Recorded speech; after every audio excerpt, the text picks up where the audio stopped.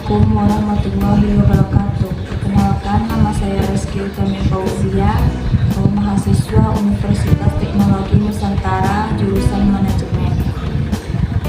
Baiklah, pada kesempatan kali ini saya akan membahas tugas mata kuliah Bisnis Pengantar dengan dosen pengampu Bapak Agung Tri Putranto SPMN. Materi pengambilan keputusan bisnis. Kehidupan sehari-hari kita penuh dengan keputusan. Keputusan adalah kesimpulan terbaik setelah mengevaluasi berbagai alternatif, melibatkan situasi dasar, peluang, dan aktivitas pencapaian tujuan. Teori pengambilan keputusan yang pertama yaitu rasional komprehensif, yaitu pembuat keputusan dihadapkan pada masalah jelas, tujuan terdefinisi, dan semua alternatif dievaluasi untuk memaksimalkan tujuan. Yang kedua itu inkremental, yaitu menghindari pertimbangan masalah yang kompleks, berfokus pada alternatif yang sedikit berbeda dari kebijakan yang ada, dan perbaikan kecil. Yang ketiga yaitu pengamatan terpadu, yaitu menggabungkan rasional, komprehensif, dan inkremental, dan mengakui kritik terhadap keduanya dan mencari keseimbangan. Selanjutnya yaitu kriteria pengambilan keputusan, yaitu yang pertama kepentingan pribadi. Keputusan sering dipengaruhi oleh keuntungan politik, organisasi, atau pribadi. Yang kedua yaitu nilai kebijakan. Tindakan berdasarkan persepsi kepentingan umum atau keyakinan moral yang benar. Yang ketiga yaitu nilai ideologis. Serangkaian nilai dan keyakinan yang saling berkaitan, berfungsi sebagai pedoman bertindak.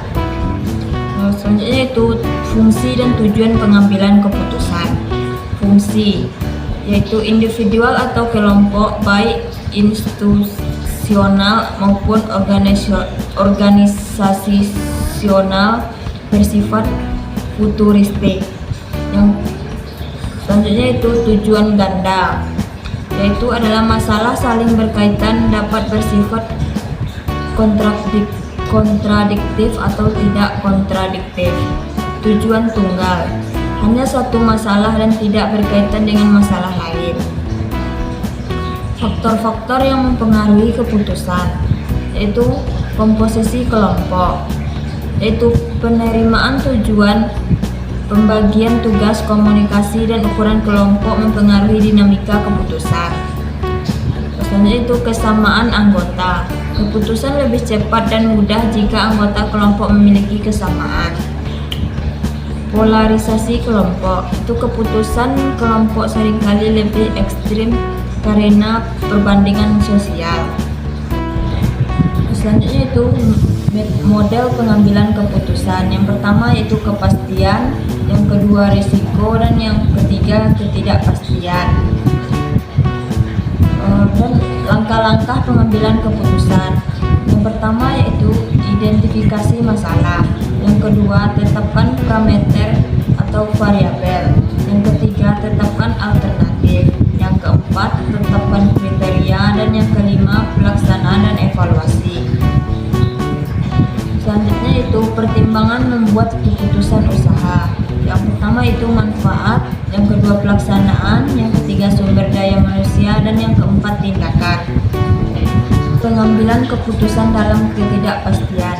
Para pembuat keputusan sering mencari kepastian di dunia yang tidak pasti, berharap tahu apa yang akan terjadi, bukan hanya untuk yang mungkin terjadi.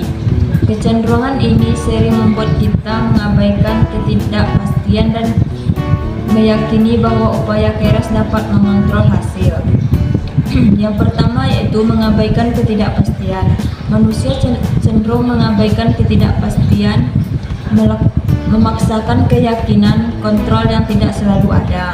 Yang kedua, kebutuhan untuk tahu sekarang. Itu ada dorongan patologis untuk segera mengetahui hasil, bahkan dalam situasi yang secara inheren tidak pasti. Yang ketiga yaitu dampak farming informasi. Cara informasi disajikan farming dapat secara signifikan mempengaruhi keputusan, terutama saat ada ketidakpastian yang tinggi. Itu penentuan harga dan kebijakan harga. Penetapan harga adalah faktor krusial bagi perusahaan besar. Seringkali ditangani oleh manajer divisi atau departemen khusus. Ini melibatkan berbagai pihak seperti manajer, penjualan, produksi, keuangan, dan akuntan. Memahami kebijakan harga. Definisi kebijakan itu pilihan pemerintah untuk melakukan atau tidak melakukan sesuatu. Tujuan dan praktik itu sarana untuk mencapai tujuan program yang diproyeksikan. Keputusan harga. Keputusan harga yang diikuti untuk jangka waktu tertentu. Prosedur penetapan harga Kotler. Yang pertama yaitu pilih tujuan. Tentukan apa yang ingin dicapai dengan penetapan harga. Yang kedua, pikirkan kurva permintaan. Pikirkan kuantitas yang akan terjual pada tiap harga. Ketiga yaitu perkirakan biaya. Variasi biaya pada berbagai level produksi. Yang keempat yaitu analisis pesaing. Itu biaya dan tawaran dari pesaing. Yang kelima, pilih metode. Seleksi metode penetapan harga yang sesuai. Yang keenam, pilih harga akhir. Itu tentukan harga jual produk. Kriteria kebijakan. Penyusunan agenda itu perumusan masalah dan asumsi yang mendasarinya. Formulasi kebijakan. Peramalan dampak alternatif kebijakan di masa depan. Adopsi kebijakan. Rekomendasi manfaat dan biaya dari berbagai alternatif. Implementasi kebijakan.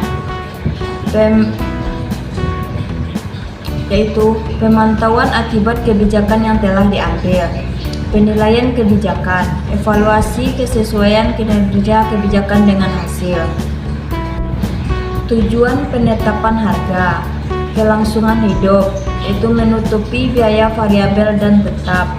Kualitas produk, menjadi pemimpin kualitas produk.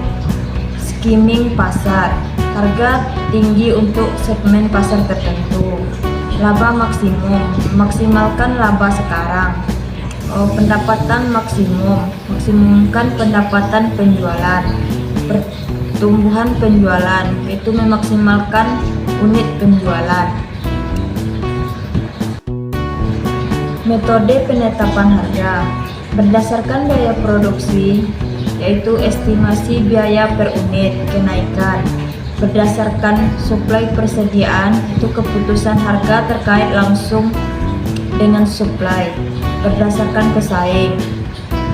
Pertama itu penetrasi, harga rendah untuk menembus pasar.